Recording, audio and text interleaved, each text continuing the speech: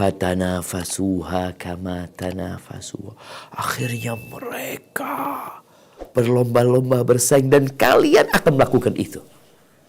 Sebagaimana mereka bersaing dalam mengumpulkan harta. Namun yang akan kita bicarakan bagaimana kita mencari dunia, bekerja, berpeluh, tapi untuk akhirat.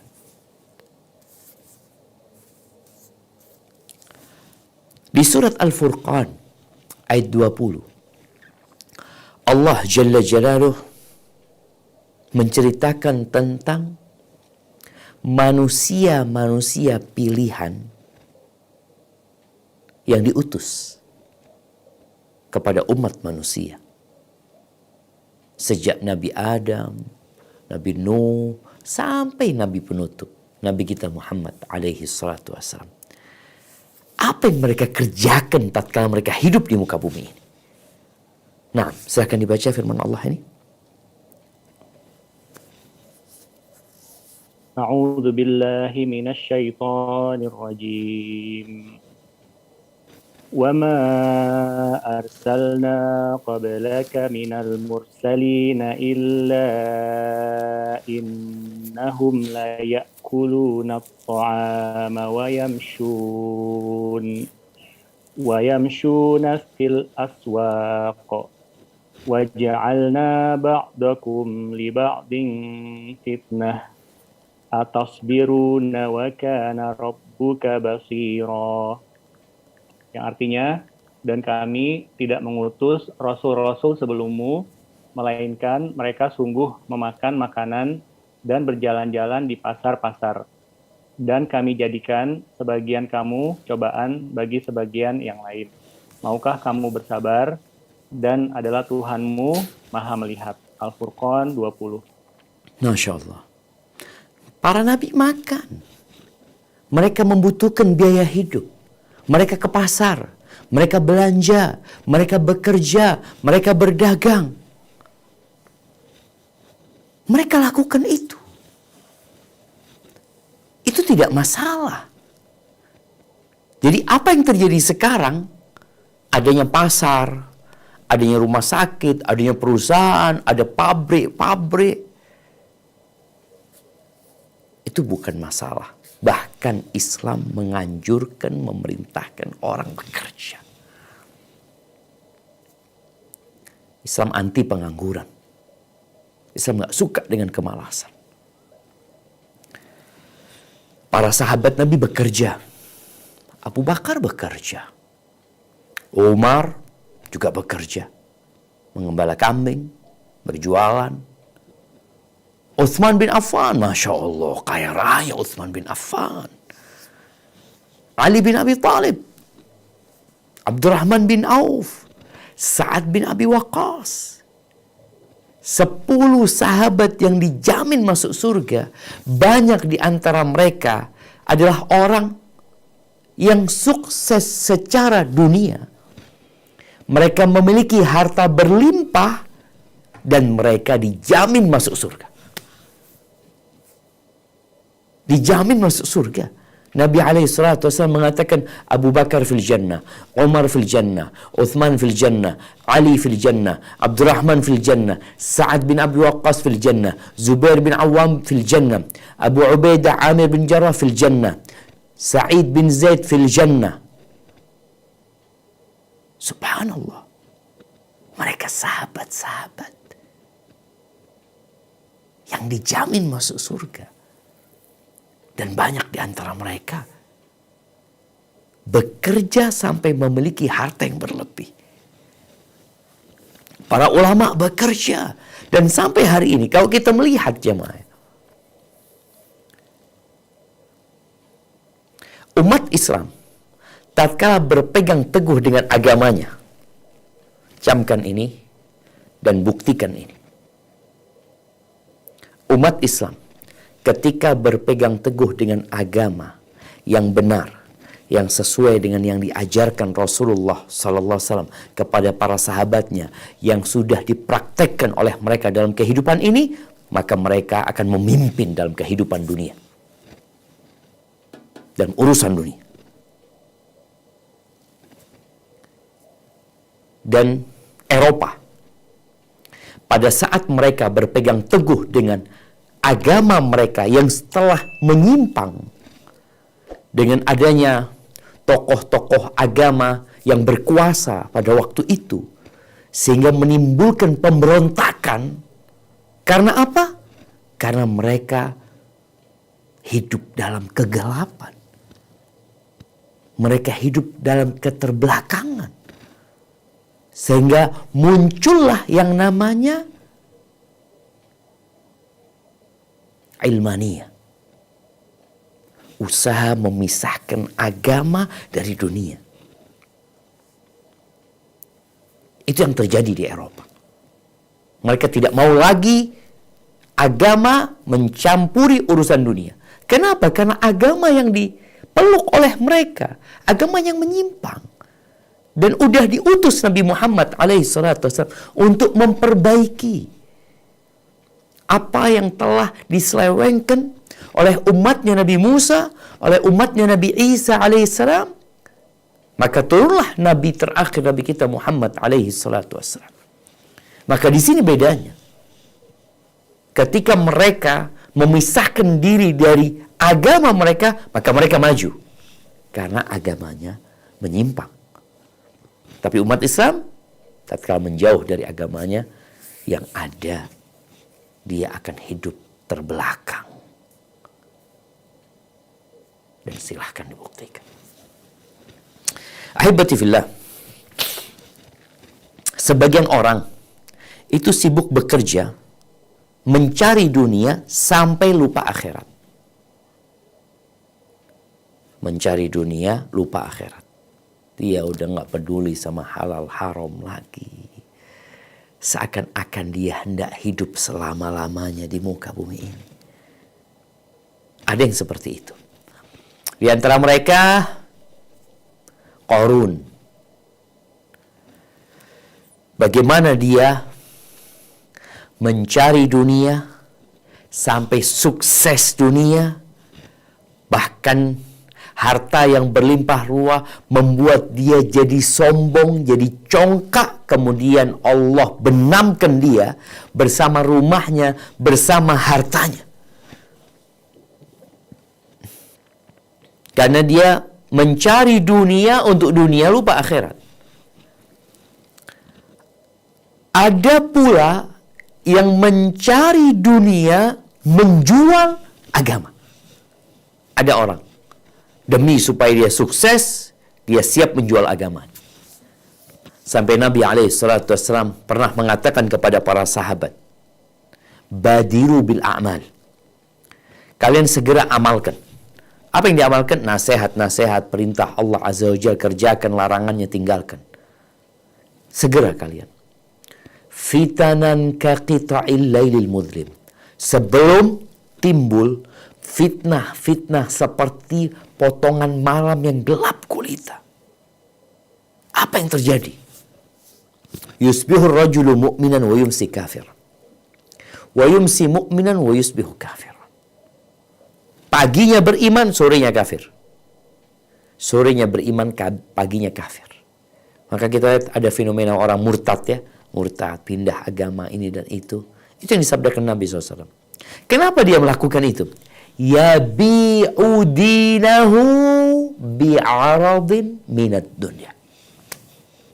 Dia menjual agamanya. Kalau dia jualan handphone, jualan beras, jualan paku, jualan apalah, dia jual agamanya untuk mendapatkan sedikit dari kenikmatan dunia.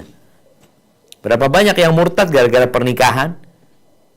Karena dia udah jatuh cinta, suaminya kaya, ada jaminan masa depan dia. Itu terjadi. Dia jual. Maka di sini ada yang mencari dunia dengan menjual akhiratnya. Ada masalah juga orang Yang sibuk mencari akhirat lupa dengan kewajiban-kewajiban dia di dunia. Kita tidak pungkiri hal itu. Ada orang-orang yang nggak mau bekerja, lupa dengan tanggung jawabnya, dia pikir yang namanya ibadah, yang namanya mencari surga itu ya di masjid. Ya udah, nggak usah kemana-mana, baca Quran, ngaji. Nabi kerja. Nabi ke pasar, kata Allah Azza wa Jalla. Kok engkau kemudian berpikir untuk mencari akhirat dengan tidak bekerja? Subhanallah jamaah. Ini juga perlu diluruskan. Jadi kalau bicara bagaimana kita bekerja, tetap kita bekerja. Abdurrahman bin Auf tetap berdagang. Bukan ketika dia masuk Islam, ketika dia jadi orang kaya, ketika dia dijamin masuk surga, kemudian dia tinggalkan semua perdagangannya. Dia tetap bekerja, dia tetap berdagang. Tapi ada yang berbeda. Apa yang berbeda? Caranya. Niatnya. Itu berbeda. Ahibati fillah. Kita perlu sadar kita hidup di dunia. Jadi kalau ada yang mengatakan Islam itu tidak peduli dengan dunia, maka sepertinya dia lupa dengan sejarah. Bagaimana ketika Islam sampai ke Cordoba, itu peradaban di Cordoba menjadi peradaban yang sangat dihormati. Sampai kalau antum baca sejarah, orang yang jualan di pinggir jalan itu bisa baca, bisa nulis pada saat itu. Jadi kejadian 800 tahun yang lalu kira-kira. Itu para tukang sampah, tukang apa, bisa baca, bisa nulis. Pada saat raja-raja Perancis nggak bisa nulis namanya sendiri. Baca sejarah. Ahibati fillah. Maka kita harus sadar, kita sedang hidup di dunia. Kita perlu ongkos, kita perlu biaya. Allah Azza wa Jal mengingatkan Qarun. Bagaimana tatkala dia sukses, dia lupa bahwa dia diciptakan bukan untuk hidup di dunia ini. Dia diciptakan sejatinya untuk mengabdi kepada Allah Azza wa Jal. Dunia akan kita tinggalkan jamaah. Sekarang yang sedang menjabat sebagai kepala rumah sakit umpamanya. Sekarang yang sedang menjabat sebagai presiden, sebagai raja, nggak lama lagi selesai masa jabatannya. Kalau nggak selesai masa jabatannya, datang malaikat pencabut nyawa, dicabut, selesai sudah. Semua yang dia kumpulkan dia akan tinggalkan. Apa kata Allah di surat Al-Qasas ayat 77? Nah, A'udzu billahi minasy syaithanir rajim.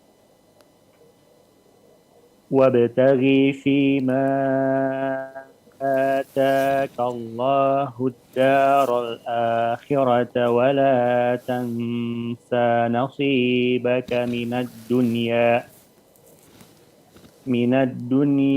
wa ahsin kama ahsanallahu ilaika wa la tabghil fasada fil ardh innallaha la yuhibbul mufsidin. Yang artinya, dan carilah pada apa yang telah dianugerahkan Allah kepadamu kebahagiaan negeri akhirat, dan janganlah kamu melupakan bagianmu dari kenikmatan duniawi, dan berbuat baiklah kepada orang lain sebagaimana Allah telah berbuat baik kepadamu, dan janganlah kamu berbuat kerusakan di muka bumi. Sesungguhnya Allah tidak menyukai orang-orang yang berbuat kerusakan. Al-Qasas 77. subhanallah jemaah. Ini salah satu keistimewaan Islam yang menyeimbangkan antara kebutuhan akhirat dan urusan dunia. Allah sampaikan, carilah dengan apa yang Allah berikan kepadamu. Cari apa? Apa yang kita cari? Akhirat yang dicari. Ada apa di akhirat? Ada dua. Ada maghfiratun minallah wa ridwan. Ada ampunan dari Allah dan karunia-Nya. Dan ada azab Allah neraka. Di sanalah kehidupan yang sebenarnya. Maka Allah ingatkan, Qarun diingatkan. Engkau jangan lupa dengan bagianmu di dunia ini. Jadi karena seorang hidup di dunia, dia memerlukan biaya, silahkan. Bukan disuruh sodakohkan semua hartamu, enggak. Engkau punya kewajiban memberikan nafkah kepada anak-anakmu. Engkau juga boleh bersenang-senang, boleh. Dengan yang halal-halal, boleh. Wala tansa nasibaka minad dunya. Wa ahsin kama ahsanallahu ilaik. Berbuat baiklah engkau kepada orang lain sebagaimana Allah berbuat baik kepadamu. Agar nih orang tidak hanya menjadi pribadi yang individualisme, yang hanya memikirkan saya, ana. Berbuat baik sama orang lain. Mau dibawa kemana tuh hartamu? Jangan berbuat kerusakan di muka bumi. Subhanallah jemaah. Cari akhirat, jangan lupa dunia, berbuat baik kepada orang lain. Jangan membuat kerusakan di muka bumi. Allah nggak suka dengan orang-orang yang membuat kerusakan. Di surat Al-An'am ayat 162. Ini juga sebuah prinsip yang ditetapkan di dalam Al-Quran yang seharusnya setiap muslim mengucapkan dan mengikrarkan hal itu. Agar dia sadar bahwa engkau adalah hamba. Subhanallah. Raja-raja Persia itu disebutkan bahwasanya tatkala dia berkumpul dengan gubernur-gubernur, dengan pejabat-pejabat negara, kemudian ditampakkan kekuatan mereka. Itu ada satu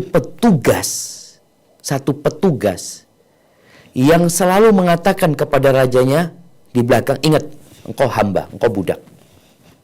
Engkau hamba, engkau hanya melayani. Engkau hamba, engkau melayani. Terus supaya tidak tumbuh kesombongan itu. Tapi mereka orang-orang musyrikin penyembah api. Sedangkan kita sebagai hamba Allah Rabbul Alamin, kita nggak boleh lupa kalau engkau hamba, engkau diciptakan untuk mengabdi kepada Allah. Wa ma khalaqtul jinna wal insa illa liya'budun. Itu loh tugas dan misi utamamu. Jangan sampai engkau tergoda, tertipu. Apa kata Allah di surat Al-An'am ayat 162? Naam. A'udzu billahi minasy syaithanir rajim. Qul inna salati wa nusuki wa mahyaya wa mamati lillahi rabbil alamin. Yang artinya, katakanlah, sesungguhnya salatku, ibadahku, hidupku, dan matiku hanyalah untuk Allah, Tuhan semesta alam. Al-An'am 162. Allahu Akbar jemaah. Ini yang kita katakan. Inna salati, katakan. Inna salati, sesungguhnya salatku, wa nusuki, sesembelihanku atau ibadahku, wa mahyaya, hidupku, wa mamati, kematianku, untuk siapa? Untuk perusahaan kita? Untuk kantor kita? Bukan. Lillahi Rabbil Alamin. Untuk Allah Rabbul Alamin. Seharusnya kita bangga jemaah menjadi hamba Allah Azza wa Jalla. Jadi kalau kita bicara semuanya diserahkan kepada Allah Azza wa Jalla,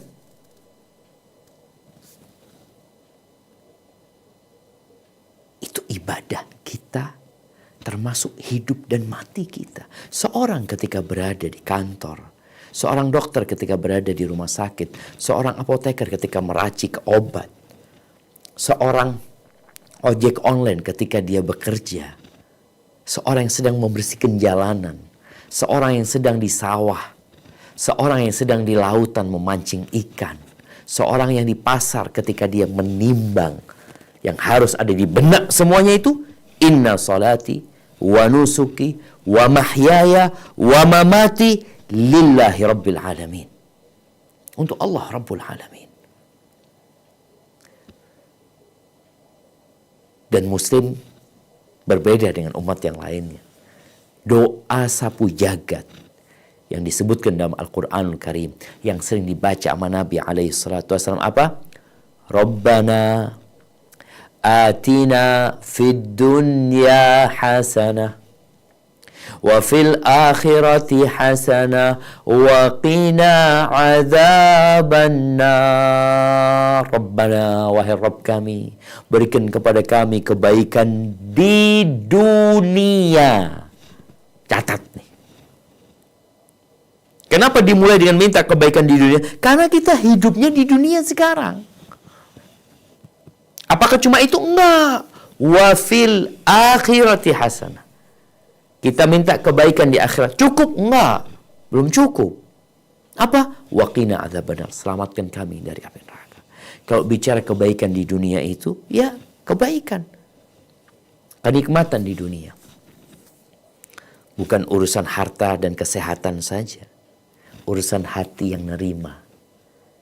Hati yang bersyukur. Karena kita lihat gak semuanya kaya.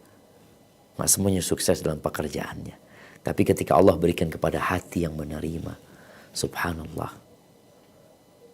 maka dia akan menjadi orang yang berbahagia di dunia. Kita minta itu. Ahibati fillah, sekarang bagaimana cara kita bekerja mencari dunia, tapi tujuannya akhirat? Masalahnya masalah niat aja sih. Di setting niat kita.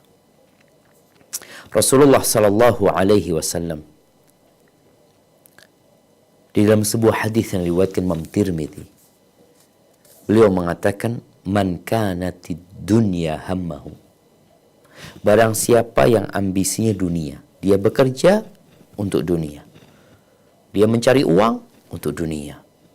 Untuk bikin rumah, untuk punya mobil, untuk sawah, untuk urusan dunia. Dia imam gak percaya dengan akhirat, atau dia lupa dengan kehidupan akhirat. Dia meremehkan, oh nantilah urusan akhirat. Sebagian anak-anak itu mengatakan, nantilah kalau anak umur 70 tahun, anak baru akan memakmurkan masjid, anak ini itu. Sekarang kan masih muda, masih ini. Barang siapa yang dunia jadi ambisinya, maka dia akan hidup menderita. Rasakan. Beberapa hari yang lalu ada artis Korea, Anda baca, mati bunuh diri. Umur 27 tahun. Ya ini di masa dia sedang sukses ya, bunuh diri. Kenapa? Karena dia akan menderita. Siapapun yang ambisinya adalah dunia, dia akan menderita. Apa kata Nabi SAW? Ja'alallahu faqrahu baina ainai. Allah jadikan kefakiran di antara kedua matanya. Takut dia, takut miskin. Takut kehilangan popularitas. Takut dia kehilangan jabatan, kehilangan kedudukan. Dia takut tampak tidak mempesona, Ada ketakutan. Baina ainai. Ketakutan itu ada di antara kedua matanya. Ketakutan dengan dunia yang sedang dia cari karena ambisi dia adalah dunia.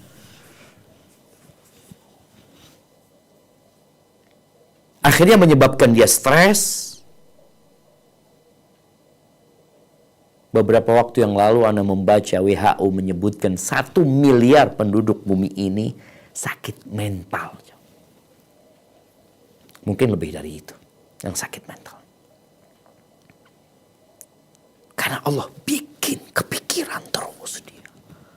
Yang dia cari adalah pujian, sanjungan. Ketika dia lihat umpamanya dia sebagai selebgram mungkin, sebagai YouTuber, dia lihat di situ ada komentar-komentar yang menyakitkan hati.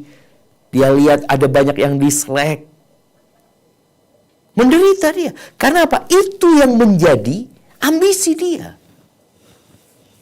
Ada seorang artis di Amerika yang sudah punya pengikut 68 juta. Off sementara dia dari media dia. Kenapa? Aku sedang sakit jiwa. Dia off. Karena kerjanya dia upload, dia lihat apa komentarnya orang, apa omongannya orang. Sakit jiwanya. Ya ini yang bekerja dengan ambisi dunia, Allah akan jadikan ketakutan di dalam jiwanya. Takut miskin, takut tidak terkenal, takut ini, takut itu. Kemudian wasyattata alaihi syamlah, urusannya dicerai beraikan. Karena dia mencari dunia. Dia nggak punya waktu buat keluarga, dia nggak punya ini, itu yang ada. Sibuk terus sampai pening, sampai sakit-sakitan. Walam ya'tihi minad dunya illa ma qaddara lahu. Dan dunia tidak akan datang kepada dia kecuali yang sudah ditakdirkan. Seharusnya dia nggak capek, seharusnya dia nggak hidup menderita, tapi karena ambisinya, ya udah dunia tetap datang sama dia sesuai dengan yang ditakar buat dia. Namun sebaliknya di sini, bagaimana kita bekerja? Apapun pekerjaanmu. Kalau bicara teman-teman yang jadi dokter, teman-teman yang kerja di rumah sakit, yang jadi tenaga medis yang lainnya, yang jadi satpam, yang jadi apapun. Kalau ambisimu adalah akhirat dengan pekerjaan duniamu, apa kata Nabi SAW? Wa man kanatil akhiratu hammahu. Siapa yang akhirat adalah ambisinya, kalau ambisinya akhirat, jama'a alaihi syamlah. Ja'alallahu ghinahu fi qalbi. Yang pertama, Allah jadikan kekayaan itu ada di dalam jiwanya. Nggak sakit jiwa dia. Kaya dia jemaah. Ambisi dia akhirat. Orang yang ambisi akhirat, dia tahu dunia ini bentar loh. Bentar. Seperti orang yang sedang transit. Ketika dia tahu transit, engkau nggak mau tinggal di hotel di sini. Enggak lah. Aku nggak lama, cuma 6 jam transit di sini. Aku mungkin mau duduk di musola atau di mana. Ntar lagi mau berangkat. Hatinya penuh dengan kekayaan. Mungkin dia seorang yang punya kedudukan. Tapi kalau ambisinya akhirat, wallah tenang hidupnya. Kemudian wajama alaihi syamlah. Urusannya Allah himpun, Allah sederhanakan. Nggak ruwet hidup dia. Nyaman. Bisa kumpul sama keluarga. Makanya kadang-kadang kita lihat orang yang ambisius, yang kejar setoran ya. Ini sebagian mungkin sampai nggak punya waktu buat keluarga. Oke, umpamanya seorang dokter. Apa engkau nggak punya waktu untuk ikut kajian? Habis kerja di rumah sakit, praktek di sini, praktek di sini. Mau kemana? Biasanya memang ada ambisi yang sedang dia kejar. Kalau tujuannya membantu orang lain. Baik. Engkau jangan sampai membantu orang lain menelantarkan kewajibanmu sebagai seorang suami, kewajibanmu sebagai seorang ayah, kewajibanmu sebagai seorang anak. Karena kalau bicara membantu orang, itu boleh jadi fardu kifayah. Ada banyak dokter. Tapi kalau kewajibanmu sebagai suami, hanya engkau suami istrimu. Kewajibanmu sebagai orang ayah, engkau yang bapaknya. Yang punya kewajiban ngurusin anak. Sebagai anak, engkau yang punya bapak sama ibu itu. Siapa yang ngurusin kalau bukan engkau? Jadi kadang-kala orang kalau sudah ambisinya dunia, udah. Urusannya ruwet. Tapi kalau ambisinya akhirat, antum lihatlah. Sampai anda lihat ada seorang dokter di sini itu. Pokoknya ba'dal maghrib sama isya dia ngaji. Datang kajian dia belajar. Kalau enggak dia itikaf di masjid belajar. Terus nanti prakteknya nanti habis isya lagi lah. Aku juga ingin merasakan yang namanya duduk mendengarkan pengajian ya. Itu yang kadang-kala kita lupakan.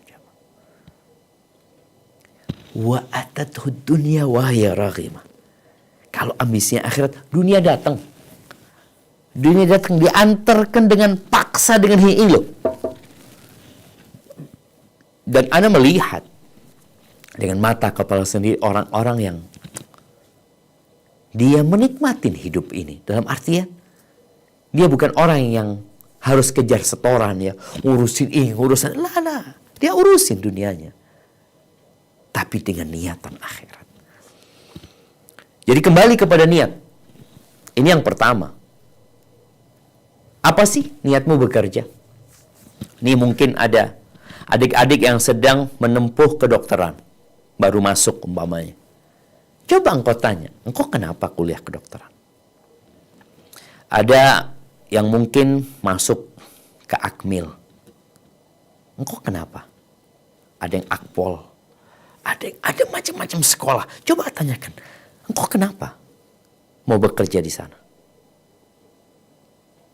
Kalau sekedar, enggak enak nih, duitnya banyak. Ada jaminan buat bekerja ini itu. Sudah, berarti niatmu hanya untuk dunia. Tapi ketika kamu, enggak Ustaz, Ana mau beribadah kepada Allah Azza wa Jalla. Ana nih tahu rezeki Ana sudah dicatat ketika Ana di perut ibunda Ana. Udah ada ketentuan itu. Dan Ana tahu Ana ciptakan untuk mengabdi kepada Allah. Ana sekolah yang mudah-mudahan lah. Ana dapat harta yang memang dengan harta itu Ana bisa lebih dekat sama Allah Subhanahu wa taala. Ana bisa bantu orang lain. Ana bisa berangkat umroh. Ana bisa ini dan itu. Bukan pikirannya dunia. Kenapa masih banyak kasus korupsi di negeri kita? Triliunan jamaah. Kenapa? Karena ambisinya dunia. Dan setelah dapat uang banyak mau dikemanain? Ka'ab ibn Ujrah ya, radhiyallahu ta'ala meriwayatkan sebuah hadis. Dia mengatakan, marra 'ala Nabi SAW rajulun. Suatu hari ada seorang laki-laki yang lewat di hadapan Nabi SAW. Nabi ketika itu sedang bersama para sahabatnya. Fara'a ashabun Nabi SAW min jaladihi wa nasyatihi.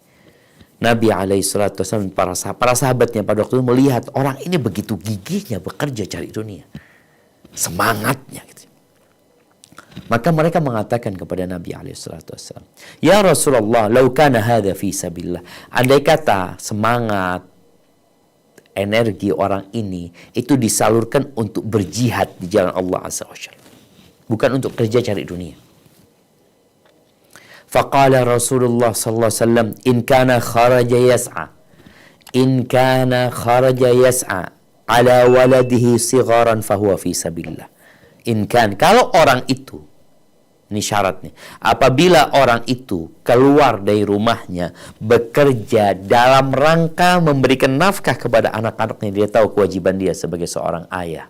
Dia punya anak, dia bekerja untuk memberikan nafkah kepada anak-anaknya. Apa kata Nabi SAW? Fahuwa fi sabilillah.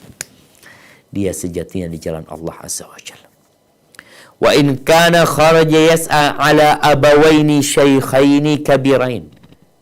Kalau dia bekerja dalam rangka memberikan nafkah kepada kedua orang tuanya, dia tahu sebagai seorang anak, dia punya kewajiban berbakti kepada orang tuanya. Maka dia bekerja untuk membahagiakan orang tuanya, untuk memberikan nafkah kepada orang tuanya yang sudah sepuh. Fahuwa fi sabilillah. Dia di jalan Allah. Wa in kana kharaja yas'a ala nafsihi yu'ifuha. Fahuwa fi sabilillah. Kalau dia itu bekerja dalam rangka menjaga kehormatan dirinya, supaya dia nggak minta-minta sama orang, supaya dia nggak menjadi benalu di masyarakat, nggak jadi sampah di masyarakat, jangan sampai dia jadi mainannya setan. Dalam rangka dia menikah mungkin menjalankan syariat Allah, fahuwa fi sabilillah. Maka orang itu di jalan Allah Azza wa Jalla. Ada satu kondisi nih yang tidak di jalan Allah. Kata Nabi SAW, wa in kana kharaja yas'a riya'an wa mufakharatan fahuwa fi sabili syaitan. Apabila dia keluar berusaha dalam rangka ria'an, pamer, punya mobil ini, punya handphone ini, punya jam ini, punya motor ini, pamer dan berbangga-banggaan. Tujuan dia bekerja, berusaha, capek, dia ada target. Apa targetnya? Pamer. Berbangga-banggaan dengan apa yang dia miliki. Fahuwa fi sabili syaitan. Dia di jalannya setan. Jadi masalah-masalah niat, jemaah. Ahibati fillah. Nih, kalau bicara niatnya, Nabi SAW memberikan sebuah contoh kepada para sahabat tentang urusan dunia yang dapat mengantarkan kepada surga Allah Azza wa Jal. Mendatangi istri. Kita nih di beberapa negeri itu terjadi resesi seks di tempat mereka. Karena apa? Udah sih mereka sibuk cari dunia, cari duit. Mereka nggak mau repot ini dan itu. Nggak mau melayani suami. Karena merasa lebih rendah kalau ngomong melayani suami. Rasulullah SAW mengatakan kepada para sahabatnya, wa fi bud'i ahadikum sadaqah. Dan ketika kalian menggauli istri kalian, itu dapat sodakoh, dapat pahala sodakoh. Yang penting niat. Dapat pahala sodakoh. Jadi bukan hanya berpikir bersenang-senang dengan istri. Enggak, sodakoh. Betapa sempurnanya agama Allah ini, sampai seorang laki-laki menyalurkan syahwatnya itu dapat nilai sodakoh. Para sahabat heran juga pada waktu itu. Mereka mengatakan, ya Rasulullah, ayati ahaduna syahwatahu wa yakunu lahu fiha ajrun. Ya Rasul, gimana nih seorang sedang menggauli istrinya dalam rangka menyalurkan syahwatnya dapat pahala sedekah? Apa kata Nabi SAW? Ara'aitum law wada'aha fi haramin akana alaihi wizr. Gimana menurut kalian kalau dia menyalurkan syahwatnya di tempat yang haram? Dosa enggak? Dosa ya Rasulullah. Begitu pula tatkala dia salurkan di tempat yang halal. Sedekah. Maka nggak akan terjadi resesi seks ketika seorang muslim, seorang laki-laki, ada yang menggauli istrinya jarang-jarang. Kenapa engkau nggak berpikir untuk bersedekah kepada istrimu? Menyenangkan hati dia. Rasulullah SAW memberikan contoh yang baik dalam hal ini. Ketika seorang melihat wanita umpamanya di luar sana yang menimbulkan gairah, apa kata Nabi SAW? Falyarji ila ahli, pulanglah jumpai istrinya yang ada di istrinya sama dengan ada yang di wanita di luar sana, sehingga tidak terjadi perzinaan. Wallahi ana sedih sekali jemaah. Ada istilah apa ana lupa ya. Ana baca tadi yang berkaitan dengan bermalam dengan pacar ya. Sudah mulai. Akhirnya yang dibicarakan itu hanya urusan duniawinya. Hati-hati jangan sampai menimbulkan aib ini dan itu. Ini pekerjaan yang haram jamaah. Kita nih di negeri kita ini umat yang beragama. Dan semua agama itu bersepakat atas haramnya perzinaan. Bukan urusannya seks bebas. Semua agama bicara yang namanya zina itu haram. Nah, coba dilihat. Jangan hanya berpikir, oh ini bisa seks bebas nanti menimbulkan HIV ini dan itu. Tidak aman. Bukan tidak aman, dosa. Terlaknat. Menyebabkan hilangnya berkah dari negeri kita. Maka seharusnya menikah, menggauli istri, dapat pahala. Di kesempatan lain Nabi SAW menyebutkan, hatta luqmah tarfa'uha ila fimra'atik. Sampai yang namanya luqmah, makanan, yang engkau angkat, engkau suapkan ke mulut istrimu, tabtaghi biha wajhallah. Engkau berharap karunia Allah, bertemu dengan Allah, engkau dapat pahala. Subhanallah jemaah.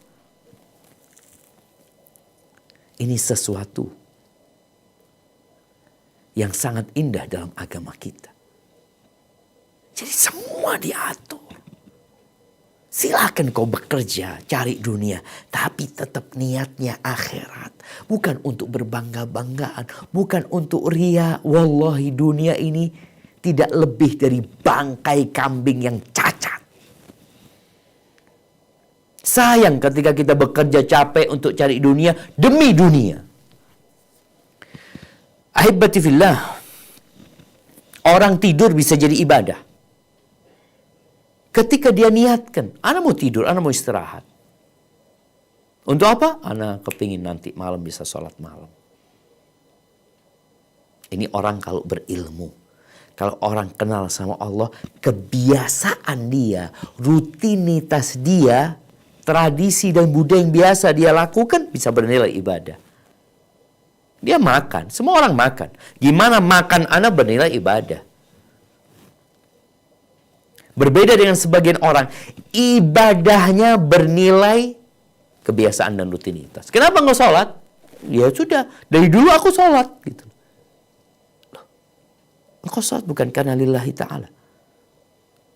Puasa, kita melihat bulan Ramadan kemarin.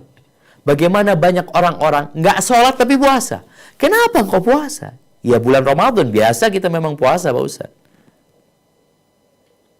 Padahal yang akan dapat pahala itu, man shoma Ramadan imanan wahtisaban. Yang berpuasa di bulan Ramadan dalam rangka beriman, berharap pahala dari Allah Azza wa Jal, berharap surga Allah Azza wa Jal, baru dia yang akan mendapatkannya. Diampuni dosa-dosa dia. Ahibati fillah. Maka masalah niat. Setelah niat, maka baru aturan nanti. Aturannya ya ikut aturan. Jangan sampai makan yang haram. Pekerjaan yang haram. Jangan sampai. Kemudian selesai bekerja, keluar dari tempat kerja kita, jangan lupa tetap mengingat Allah. Orang pulang dari masjid aja, pulang dari masjid. Allah mengatakan, فَإِذَا قُضِيَتِ الصَّلَاةُ فَانْتَشِرُوا فِي الْأَرْضِ.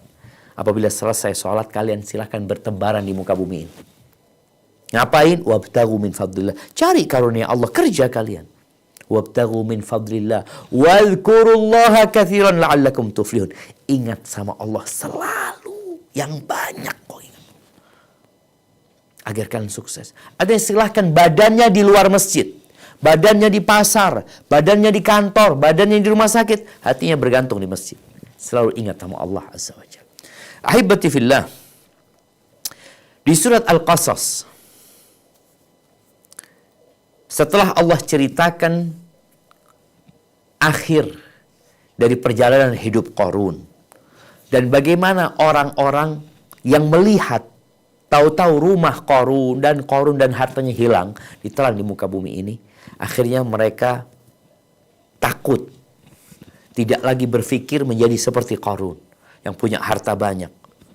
Bahkan mereka ingin menjadi orang-orang yang benar-benar beriman kepada Allah Azza wa Jalla, yang mendapatkan akhirat. Pertanyaannya, untuk siapa akhirat itu?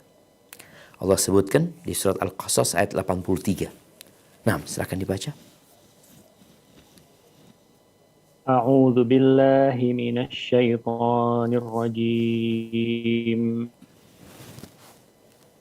Tilka darul akhiratu naj'aluha lilladzina la yuriduna 'uluwan fil ardi wala fasada wal 'aqibatu lil muttaqin. Yang artinya, negeri akhirat itu kami jadikan untuk orang-orang yang tidak ingin menyombongkan diri dan berbuat kerusakan di muka bumi. Dan kesudahan yang baik itu adalah bagi orang-orang yang bertakwa. Al-Qasas 83. Barakallahu fiik. Jadi yang ingin akhirat, udah tahu. Akhirat itu buat siapa? Tidak untuk semua orang. Akhirat itu, surga Allah itu akan diberikan kepada orang-orang yang tidak ingin menyombongkan diri. Enggak. Tidak ingin pamer. Tidak ingin berbangga-banggaan lah. Dan orang itu juga tidak membuat kerusakan di muka bumi ini. Dengan berbuat dosa. Enggak. Dia ingin hidup di dunia dengan berbahagia. Dia ingin kebaikan. Dia belajar bagaimana cara mendapatkan kebaikan di dunia. Dia juga tahu rute menuju ke surga. Jalan mana yang akan dia lewatin. Dan pada akhirnya akibat itu, akhir yang baik itu untuk orang-orang yang bertakwa. Maka bagaimana sekarang kita menjadi orang-orang yang bertakwa? Bekerjalah, ambisinya akhirat. Bekerjalah, makanlah yang halal. Jangan makan hak orang lain. Setelah punya, berbagilah dengan orang-orang lain. Dan kirimkan apa yang kau miliki untuk kehidupan akhiratmu. Engkau punya anak, berikan sebagian kepada anakmu. Tapi sebagian, engkau kirim ke akhiratmu. Kenapa? Kalau ingin akhirat. Tapi kalau engkau ingin hidup di dunia, silahkan. Allah memberikan kebebasan, jamaah. Bahkan dalam urusan agama tidak ada pemaksaan. La ikraha fid din. Nggak ada pemaksaan dalam agama. Dan Allah juga mengatakan faman syaa falyu'min wa man syaa falyakfur. Yang mau beriman silahkan, yang mau kafir ya silahkan. Semua akan mendapatkan balasan atas apa yang dia kerjakan. Jibril pernah mengatakan kepada Nabi SAW, ya Muhammad, ahbib man syi'ta fa innaka mufariquh. Wahai Muhammad, cintai siapa yang kau kehendaki, pasti kau berpisah sama dia. Wa'mal ma syi'ta. Beramalah semaumu. Fa innaka madziyun bihi. Engkau pasti akan mendapatkan balasan. Wa'ish ma syi'ta. Hiduplah semaumu. Fa innaka mayitun. Engkau pasti mati. Itu hakikat yang harus selalu ada dalam pikiran kita, dalam hati kita, sehingga kita tidak lupa dengan tujuan kemana kita sedang melakukan perjalanan. Barakallahu fiik, itu yang dapat Ana sampaikan. Kurang lebihnya mohon maaf. Ana kembalikan ke moderator Dr. Rian. Jazakumullah khair. Barakallahu fiik, Ustadz, jazakallah khair atas materinya. Ini menjadi pengingat ya Ustadz buat Ana juga, buat jamaah sekalian. Tadi Ustadz memaparkan ya, para sahabat Nabi juga bekerja di dunia, beberapa malah sukses ya, kaya raya.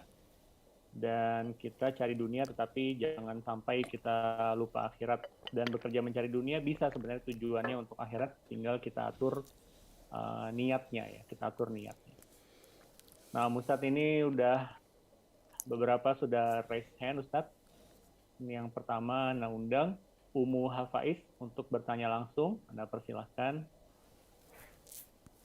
Assalamualaikum warahmatullahi wabarakatuh, Ustaz. Waalaikumsalam warahmatullahi wabarakatuh. Ahlan wa sahlan. Nah, tafadhali. Barakallahu fiik. Ana bertanya nih Ustaz, kan jadi karyawan bank itu hukumnya bagaimana Ustaz? Jadi gini Ustaz, Jauzi Ana tuh kerjanya sebagai security di bank. Kadang Ana tuh berpikir ya Allah, kerja di bank ini kan di situ banyak riba ya Ustaz ya. Jadi Ana berpikir untuk Zauzi resign dari bank meskipun dia security, nggak nganggu jadi karyawan gitu. Cuman tapi Ana tuh rasa canggung gitu kerjanya gitu. Apakah ini berdosa Ustaz? Tolong minta penjelasan dari Ustaz. Apakah harus resign? Apa harus cari kerja lain? Apa selalu tetap di situ Ustaz? Karena pekerjaan ini sangat membutuhkan juga Ustaz. Nah, mohon pencerahannya Ustaz. Jazakallah khair Ustaz. Wa iyyaki wallahi. Wa jazakallah Assalamualaikum khair. warahmatullahi wabarakatuh. Waalaikumsalam warahmatullahi wabarakatuh. Nah, ahibati fillah. Masih banyak ya. Masih banyak sekali umat Islam yang beranggapan bahwasanya bank konvensional itu bukan riba. Mereka kalau ditanya, bagaimana pendapatmu tentang riba? Haram, kata dia. Dalam pandangan dia, riba itu rentenir. Riba itu adalah orang meminjamkan uang 1 juta, bayarnya 1.100.000 atau 1.300.000. Yang ada di masyarakat mereka tahu ini rentenir ini rentenir mamanya. Tapi dia lupa bahwa bank konvensional sama aja. Mereka rentenir. Kalau dulu di masyarakat kita bagaimana memandang rentenir itu lintah darat. Ada banyak kejadian. Orang-orang yang punya utang umpamanya 100 juta, dia sudah bayar 100 juta lebih. Tapi yang dibayar selama ini cuma bunganya doang. Bayangkan berlipat ganda seperti itu. Itu kerjaan bank tadi ya, bank-bank konvensional. Dan sejatinya alhamdulillah, bank-bank konvensional ini, kenapa kemudian muncul bank syariat ya? Kenapa muncul BSI waktu itu, muncul Mandiri Syariat, muncul BRI Syariat, muncul pada syariat. Karena mereka tahu umat sudah pinter. Umat tahu tentang hukum. Bahwa ternyata yang namanya riba itu mau banyak, mau dikit itu riba. Yang dilaknat dalam urusan riba ini bukan hanya yang bertransaksi. Sebagian orang berpikir yang dosa itu rentenirnya. Banknya yang dosa. Dalam urusan riba ini yang dilaknat itu yang makan uang riba kelebihannya tadi. Yang 1 juta bayar 1.100.000. Yang makan 100 itu terlaknat. Wa mukilo yang ngasih itu terlaknat. Wa katibahu wa syahide yang menjadi penulis, yang menjadi saksi itu terlaknat. Jadi ada sebuah lingkaran yang menyebabkan transaksi ini terjadi. Dan semua akan mendapatkan dosa sesuai dengan peran dia. Kalau dikatakan tadi sebagai security, alhamdulillah ada banyak pekerjaan di tempat lain. Karena kita jangan sampai tolong menolong dalam sesuatu yang dimurkai sama Allah Azza wa Jalla. Minta maaf, karena ini pilihan. Engkau boleh kerja di situ, engkau boleh cari pekerjaan lain, dan banyak manusia yang bekerja di tempat lain. Oh, kalau Anda nggak kerja di situ nggak bisa makan, enggak. Kita kadangkala jamaah terburu-buru. Nabi SAW mengatakan, Jibril menghembuskan di jiwaku, annan nafsa lan tamut, bahwasanya jiwa itu tidak akan mati sampai rizki dan ajalnya habis. Lalu Nabi SAW mengatakan, wala yahmilannakum istibta'u rizq. Jangan sampai kalian kena penyakit istibta'. Penyakit istibta' itu lambat, merasa lambat rizkinya, merasa tersendat, merasa nggak bisa ini dan itu. Akhirnya dia menempuh cara yang haram. Karena dia kena penyakit itu. Wana sudah berusaha. Ya sudah berusaha. Berusaha lagi dan berusaha lagi. Jangan sampai terburu-buru sehingga sebagian melanggar aturan Allah Subhanahu wa ta'ala. Jadi kalau bicara bagaimana kondisi suami, hendaklah dia berusaha untuk resign dari tempat itu dan cari kerjaan lain. Jemaah, sekali lagi, ketika umat Islam itu yang menuntut, kita di Indonesia ini mayoritas Muslim. 87,1%, kalau nggak lupa ingatan anak, itu Muslim. Mereka bisa menuntut. Enggak, kita sebagai Muslim kita punya aturan sendiri. Dan alhamdulillah negara kita menjamin hak setiap penduduk negeri ini dalam melaksanakan agamanya. Hadza wallahu a'lam bissawab. Barakallahu fiik Ustaz atas jawabannya. Ini yang kedua, nah undang juga penanya langsung yang sudah resen dari awal tadi ya. Ada Umu Syarif, Anda persilahkan. Assalamualaikum warahmatullahi wabarakatuh. Waalaikumsalam warahmatullahi wabarakatuh. Naam, tafadhal. Alhamdulillah Ustaz, sebelumnya pertanyaan saya mungkin agak panjang. Ini beda tema ya.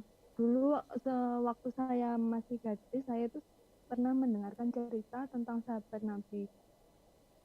Seorang istri yang dia ditinggal oleh suaminya bersafar jauh, dan suaminya berpesan tidak boleh membukakan pintu untuk siapapun selama suaminya bersafar. Qadarullah, setelah suaminya berangkat, ayahnya datang dan si istri tidak membukakan pintu sampai beberapa kali, sampai akhirnya si ayah meninggal. Suaminya belum datang dan dia tidak bisa datang untuk bertakziah.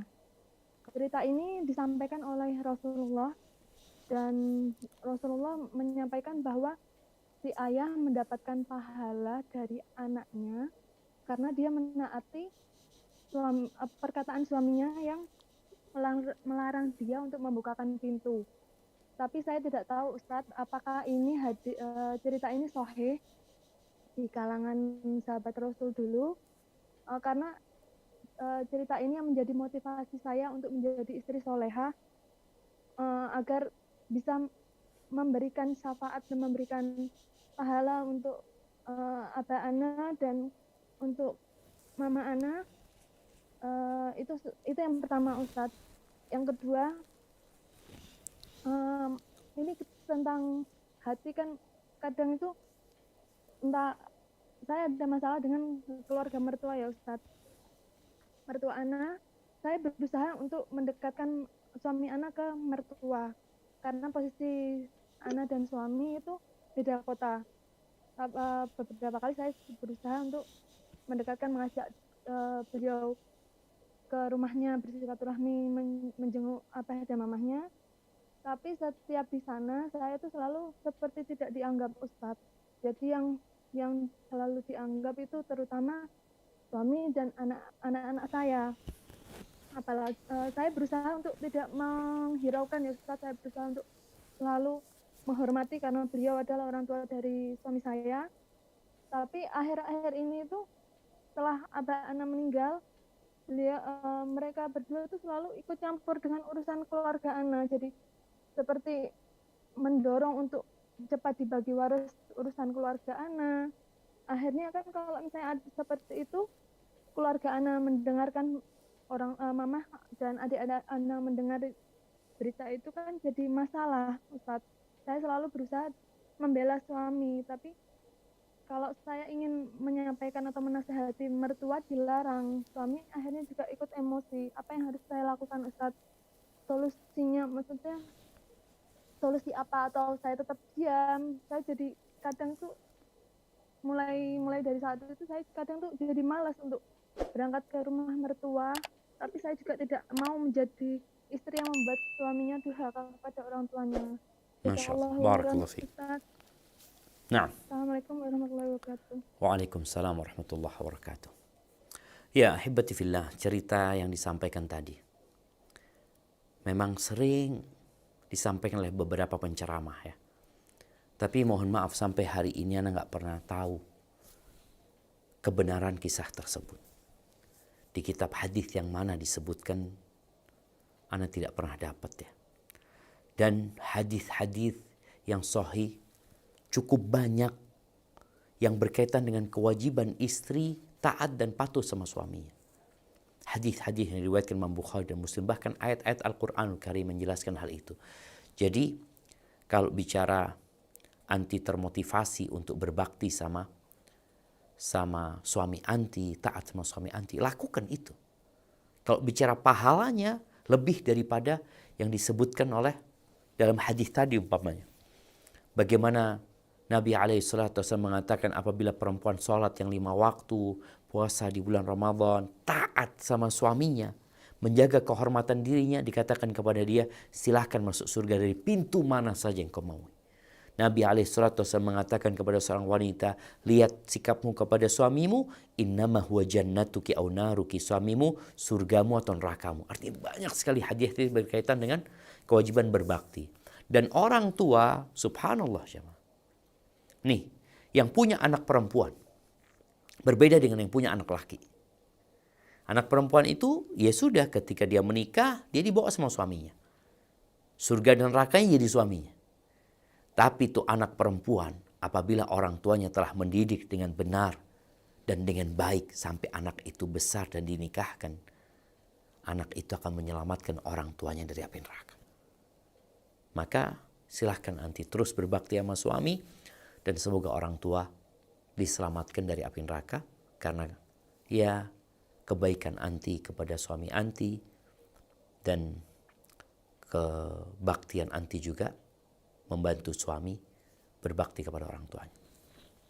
Adapun tadi masalah yang kedua ya, subhanallah, di ayat yang di surat Al-Furqan ayat 20 yang tadi kita baca, Allah menyebutkan waja'alna ba'dakum li ba'din fitnah. Kami jadikan, kata Allah, sebagian kalian ujian untuk sebagian lainnya. Atas birun, apakah kalian sabar atau tidak?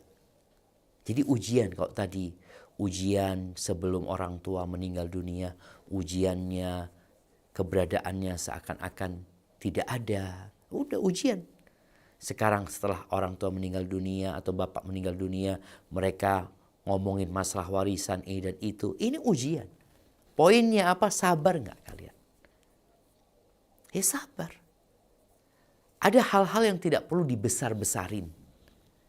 Mereka ngomong masalah warisan harus cepat dibagikan ini dan itu. Ya kita kalau bisa berusaha segera dibagikan warisan itu. Tapi kalau pihak keluarga memang sepakat untuk menunda, ya sudah, itu urusan keluarga. Jadi ketika mereka ada omongan macam-macam, sampaikan, iya jazakallah khair, makasih. Iya jazakallah khair, makasih atas nasihatnya, udah. Dan sampaikan kepada mereka bahwasanya ana hanya salah satu dari keluarga. Itu hak bersama, bukan hak ana sendirian. Sampaikan seperti itu. Dan sejatinya jamaah, min husni islamil mar'i tarkuhu ma la ya'ni.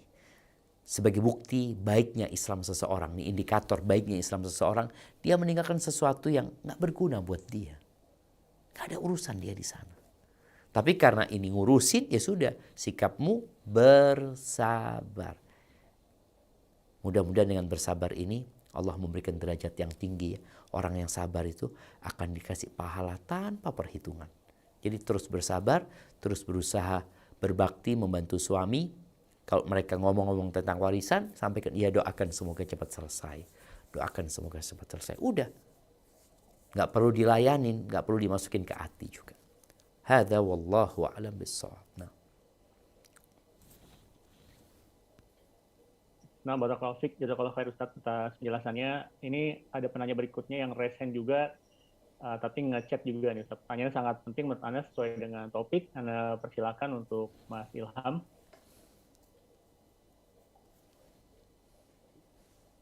Ya, Assalamualaikum warahmatullahi wabarakatuh. Waalaikumsalam warahmatullahi wabarakatuh.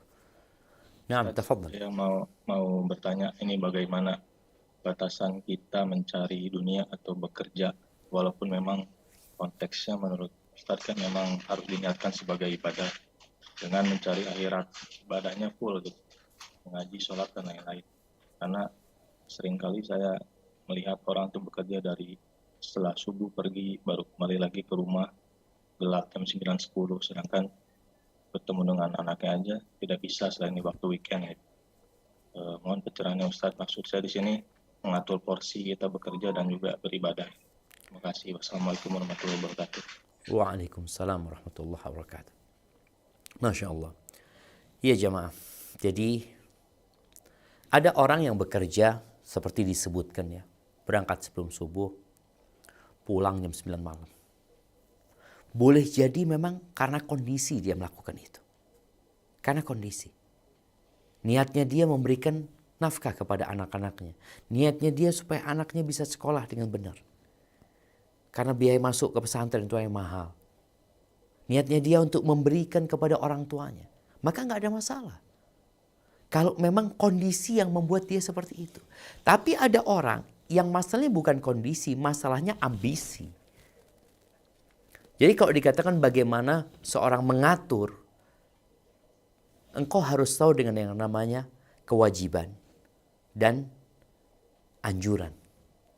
Yang wajib mau tidak mau harus dikerjakan jamaah. Kalau bicara kewajiban ini, seorang suami punya kewajiban memberikan nafkah kepada istrinya. Memberikan nafkah kepada anak-anaknya. Karena kita lihat sebagian bukan masalah pulang pagi, berangkat pagi pulang malam. Ada yang 2 tahun gak pulang. Karena dia merantau. Berangkat ke Malaysia, berangkat ke beberapa negara. Dia bukan pagi, malam jamaah. 2 tahun sekali pulang. Kalau dia melakukan itu karena kondisi, bukan karena ambisi, insya Allah aman. Karena memang kondisinya Ustaz. Orang tua anak sakit, anak-anak anak sedang kuliah. Anak ingin dia mendapatkan pendidikan yang baik. Jadi niatnya tetap akhirat, nggak ada masalah. Dan anak-anak pun akan menerima. Anak pernah ketemu seorang yang 20 7 tahun ya di Arab Saudi. Anak tanya, antum betah di sini? Bukan Ustaz, nggak betah di sini. Tapi anak butuh Ustaz. Karena kebutuhan. Jadi kalau bicara kapan, berapa persen ini dan itu, ambisinya jangan untuk dunia. Ambisinya untuk akhirat, tetap engkau bekerja. Kalau tadi Nabi SAW sudah memberikan contoh, kalau dia bekerja untuk siapa? Untuk memberikan nafkah kepada anak-anaknya, untuk memberikan nafkah kepada orang tuanya, atau untuk mencukupi dirinya supaya nggak jadi sampah di masyarakat atau benalu di masyarakat. Fahuwa fi sabilillah. Dia tetap fi sabilillah. Dan istri dan anak pun akan tahu gitu loh. Tadi kondisi ayahnya umpamanya yang merantau 2 tahun sekali pulang atau sekali setahun pulang. Ada yang sebulan jamaah baru pulang ya. Macam-macam kondisi mereka. Maka apabila yang menyebabkan engkau melakukan itu karena kondisi dan kebutuhan yang harus engkau penuhi, karena kebutuhan hidup dan bukan karena gaya hidup, insya Allah engkau fisabilillah. Dan ketika engkau bekerja, disitulah engkau bisa terus meniatkan lillahi ta'ala. Berangkat bekerja, terus bertasbih, memuji Allah subhanahu wa ta'ala. Di tempat kerja, dia menjalankan tugasnya dengan amanah.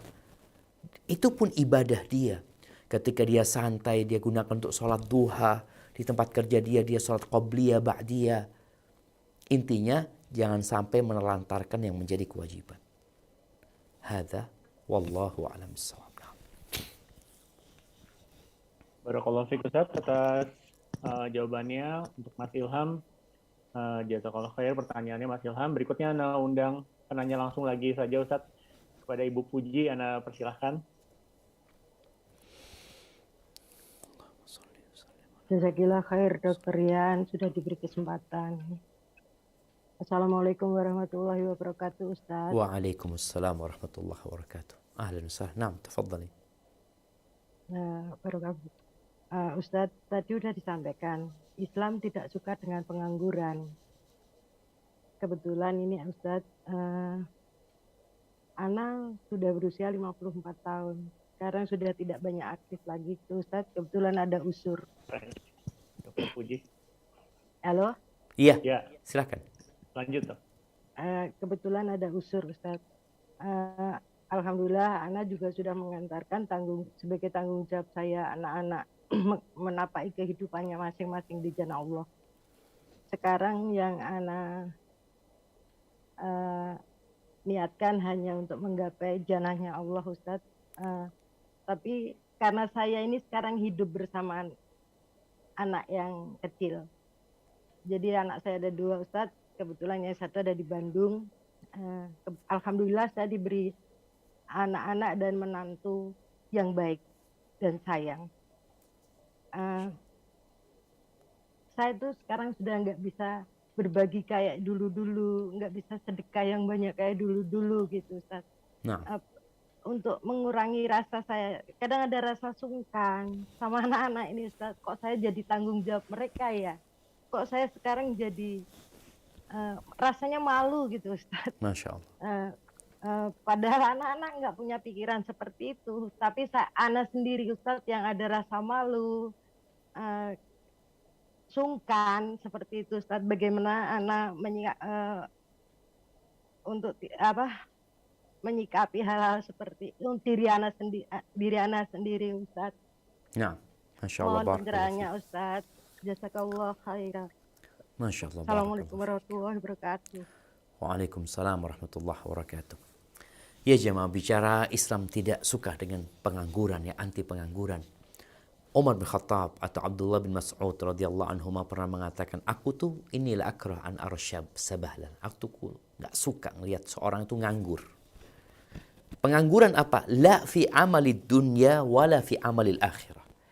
Dia tidak mengerjakan urusan dunia dan tidak ngurusin urusan akhirat. Itu yang namanya nganggur. Hanya bermain-main aja. Pegang handphone, main game. Nggak urusan dunia. Dia dapat duit, dia tambah sehat. Seperti orang olahraga, nggak nganggur. Dia sedang beraktivitas.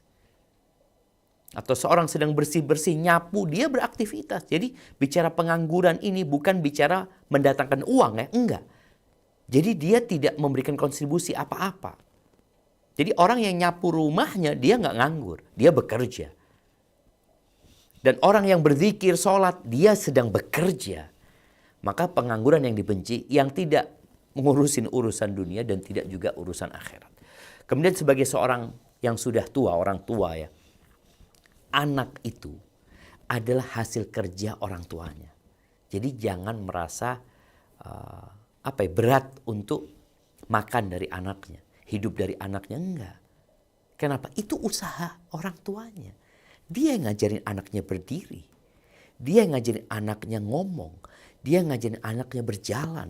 Dia yang menyekolahkan anaknya. Dia yang membiayain semua itu. Maka dikatakan wal waladu min kasbil walid.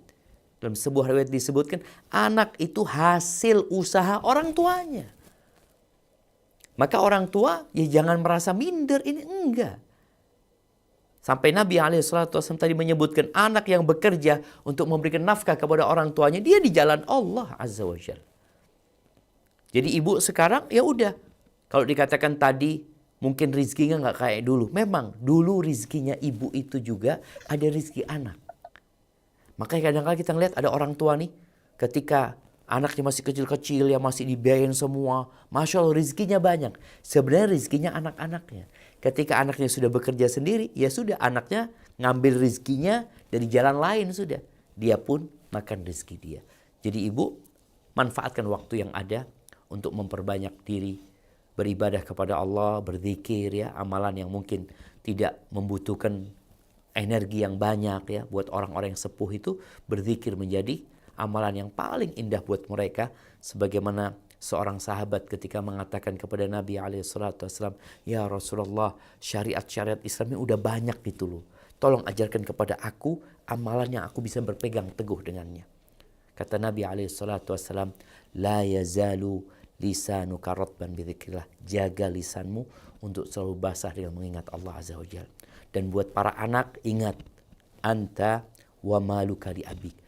Engkau bersama hartamu milik bapakmu, kata Nabi SAW. Hadza wallahu a'lam bissawab. Ustaz, barakallahu fiik, jazakallahu khair. Banyak banget nih pertanyaan Ustaz. Mungkin Anda bisa baca beberapa ya Ustaz ya. Tafadhal. Ini yang menarik, ada pertanyaan Ustaz dari salah satu peserta. Afwan Ustaz, bagaimana caranya agar kita fokus menuntut ilmu dengan tidak terlalu mengurusi hal-hal dunia atau mengikuti sesuatu yang masih tren? Jadi gimana nih Ustaz supaya kita tidak terlalu ngikut sesuatu yang masih tren? Syukran Ustaz. Nah, ahibati fillah. Kesabaran itu ada 3.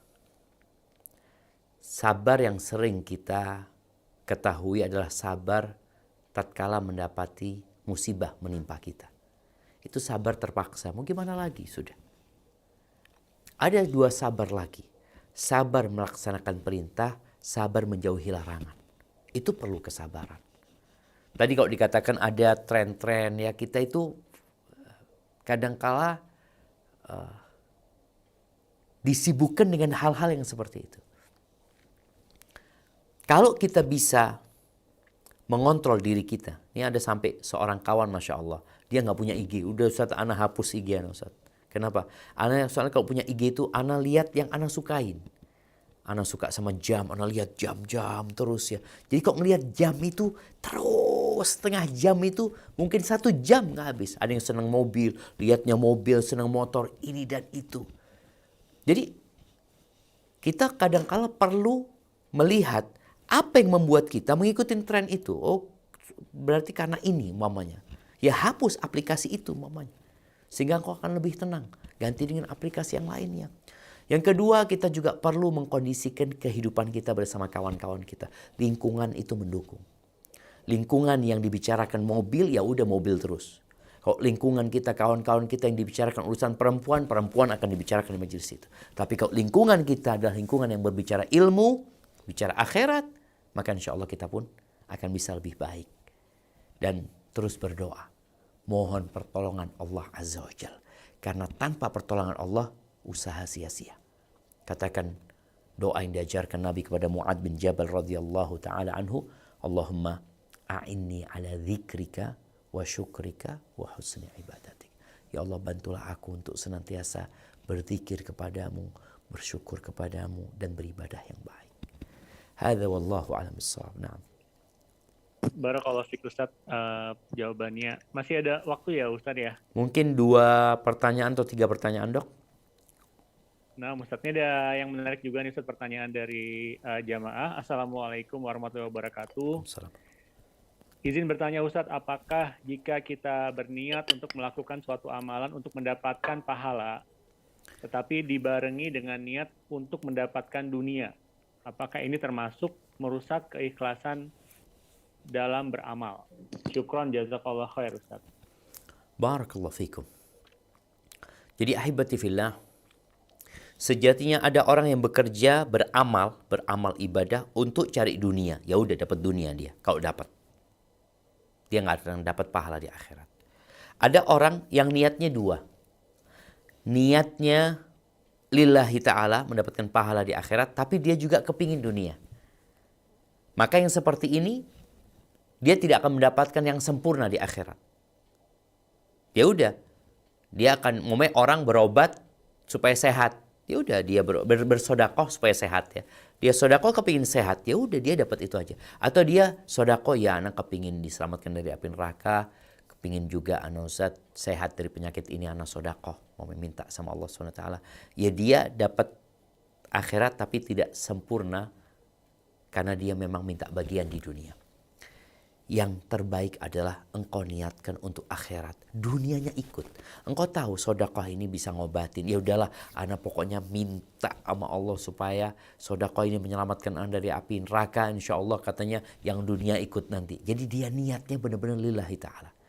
Jadi kondisinya tadi 3. Yang niat dunia saja. Yang niat akhirat.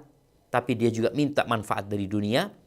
Yang ketiga, dia niat untuk akhirat semata. Jadi kalau tadi ada amalan yang memang manfaatnya ada manfaat duniawi, insya Allah dia akan dapatkan jamaah. Dia akan dapatkan walaupun dia tidak niatkan untuk itu. Karena Allah Subhanahu wa taala Maha Karim ya, beliau Maha dermawan dan Maha mulia. Hadza wallahu a'lam bissawab. Nah, Ustadz barakallahu fiik, jazakallah khair Ustadz atas penjelasannya. Ini mungkin 2 pertanyaan terakhir Ustadz ya. Ana undang jamaah kita dari Italia nih Ustadz. Pada Ibu Humaira, Ana persilahkan. Bismillahirrahmanirrahim. Assalamualaikum warahmatullahi wabarakatuh. Waalaikumsalam warahmatullahi wabarakatuh.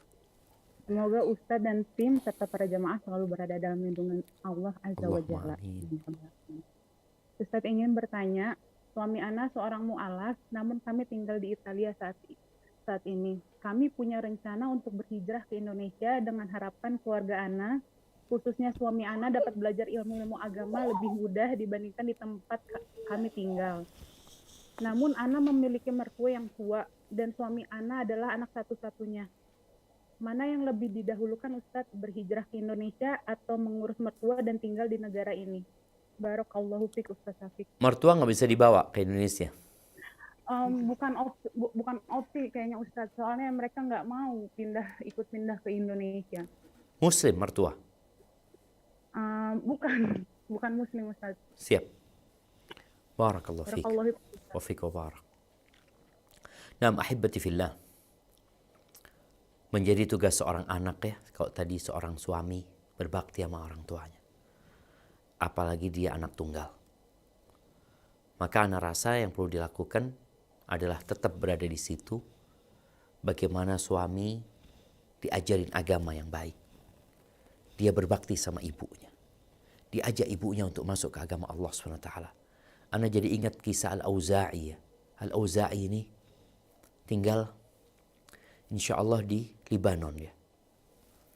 Ketika dia lagi kajian, ada satu orang asing yang baru datang belajar sama dia.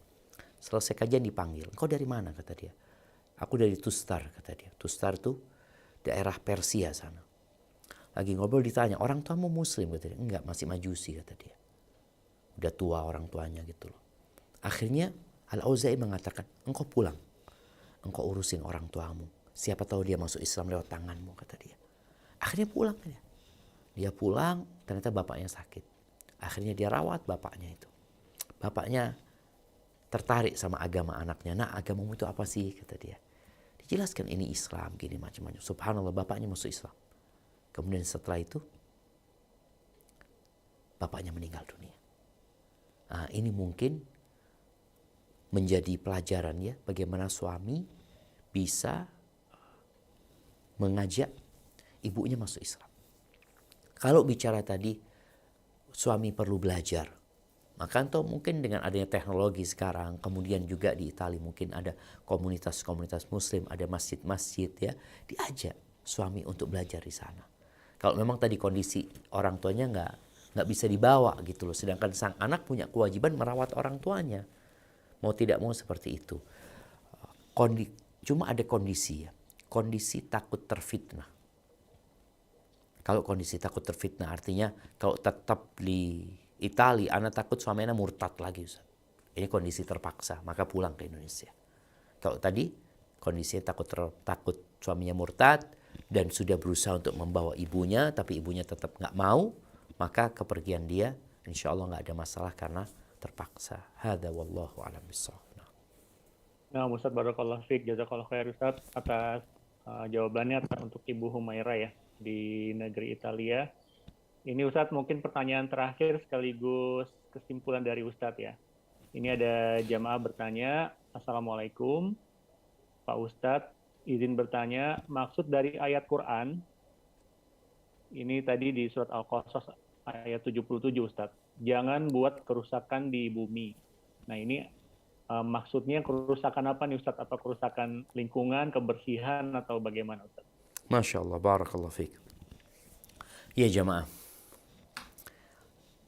Allah Azza wa Jalla mengatakan wabtaghi fima ataka Allah ad-daral akhirah. Carilah dengan apa yang Allah berikan kepadamu akhirat. Wala tansa nasibaka minad dunya. Engkau jangan lupa engkau hidup di dunia. Ambil bagianmu tentang urusan dunia ini. Kemudian wa ahsin kama ahsanallahu ilaik. Berbuat baiklah kepada orang sebagaimana Allah berbuat baik kepadamu. Wala tabghil fasada fil ardh. Jangan membuat kerusakan di muka bumi ini.